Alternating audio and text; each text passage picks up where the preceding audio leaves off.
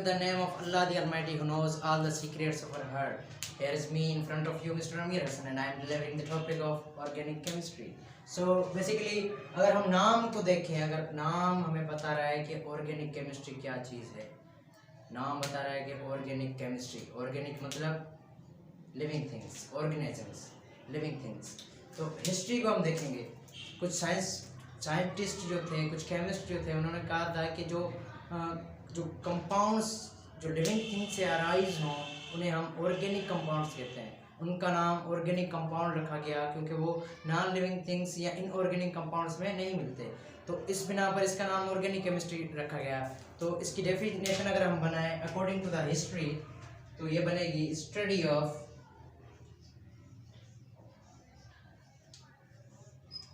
of such compounds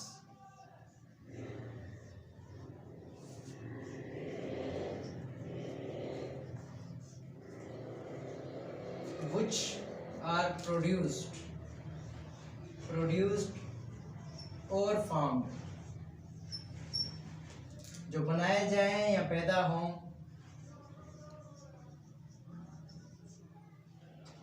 और खान, ऐसे compounds को हम कहते हैं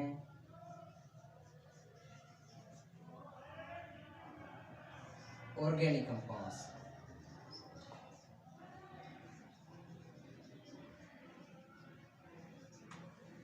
ठीक है बेटा, study of such compounds which produced और फॉर्म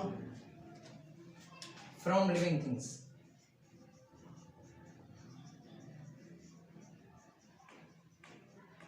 जो कहाँ से लिविंग थिंग्स से फॉर्म या प्रोड्यूस हों उन कंपाउंड्स को हम कहते हैं ऑर्गेनिक कंपाउंड्स। ठीक है बेटा, लेकिन नहीं, एक साइंटिस्ट है, केमिस्ट है, इस पूरे कॉन्सेप्ट, इस पूरे थ्योरी को हम कहते हैं, एक नाम में इसको बंद किया गया है और उसका नाम रखा गया है वाइटल फोर्स थ्योरी।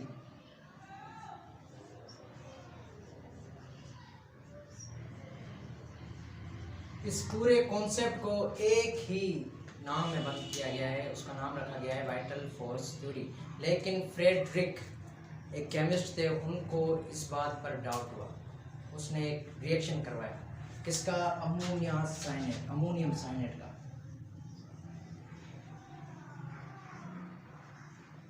अमोनियम साइनेट को उसने किया बॉयल, तो ये कन्वर्ट हो गया किसमें? यूरिया में। यूरिया क्या है? यूरिया लिविंग थिंग्स में बनता है। यूरिया जो होता है वेस्ट मटेरियल ऑफ मैमल्स होता है, समझ रहे हो? तो फ्रेडरिक एक साइंटिस्ट थे, एक केमिस्ट थे, उन्होंने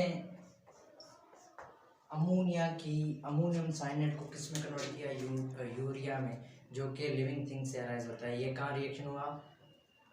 कहाँ हुआ? लेबोरेटरी में। तो मतलब ये लिविंग थिंग्स या किसी लिविंग जानदार ने या किसी चीज़ ने, किसी लिविंग थिंग ने इसको पैदा नहीं किया, ये बल्कि ये बनाया गया है लेबोरेटरी में।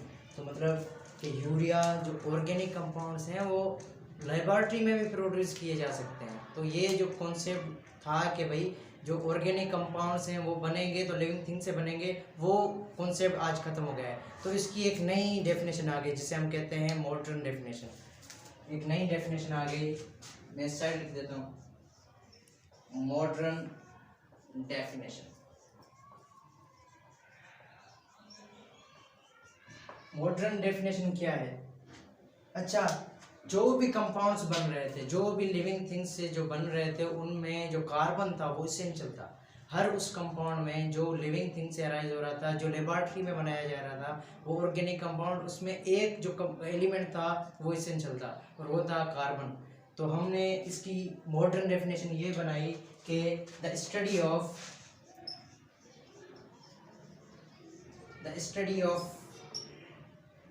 हाइड्रोकार्बन्स, उसमें कार्बन थे और हाइड्रोकार्बन, उसमें हाइड्रोजन भी था, मौजूद था, एंड देयर डेरिवेटिव्स।